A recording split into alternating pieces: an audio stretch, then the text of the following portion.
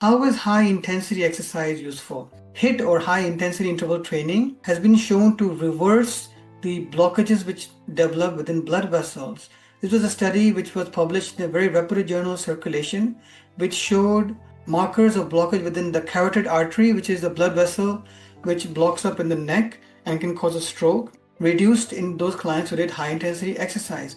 Now, of course, if you already have history of heart disease, or if you have had a stroke or a mini stroke, you need to be very careful, because when you do high intensity exercise, you do increase your oxygen demand quite a lot, and sometimes in some high risk patients that can precipitate a stroke or a heart attack as well. And so make sure you speak to your doctor, consult with your cardiologist, neurologist, or your family doctor. We really do need to make sure all our parameters are well under control. We need to make sure your LDL is nice and low. I would say less than 1.4. Blood pressure needs to be nice and low. I would say your blood pressure should be less than 110 systolic.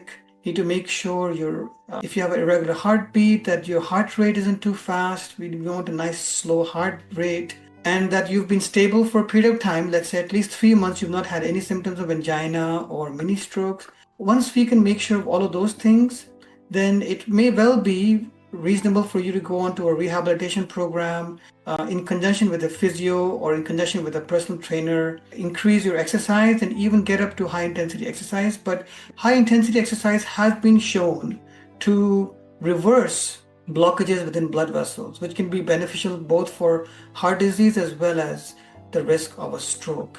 We had a whole talk on high intensity exercise, but I'll quickly just refresh your memory. So I do recommend that all of you should do at least 3 sessions lasting 30 to 40 minutes of zone 2 cardio. What is zone 2 cardio? Just to refresh your memories, you should know what your peak heart rate is or your maximal heart rate. The best way to calculate is 220 minus your age. Don't worry if you don't remember this, because I have a whole blog on ideal cardio. You can check out the blog. It's all written down there. But 220 minus your age is your peak heart rate. Zone 2 cardio, which is your fat burning zone cardio, is 60 to 70% of your peak heart rate. And this would typically be exercise at a rate where you're able to maintain breathing through your nose. You don't have to breathe through your mouth at all. And you're also able to maintain a conversation at this speed of exercise. So this would typically be a brisk walk or a very light jog. It could also be elliptical machine, exercise bike, mini elliptical, etc. I recommend you do zone 2 cardio, 30 to 40 minutes for at least 3 times a week. And I also include that you should add high intensity interval training into this zone 2. How do you do that? At least 3 ways you can do this. One could be every 5 minutes you could increase to full effort for anywhere from 10 seconds to 30 seconds. Full effort would be you just cycling or running or walking as fast as you can. And this will make you breathe through your mouth. This will make you pant. This will make you sweat. And your heart rate will be getting close to 90% of your peak heart rate.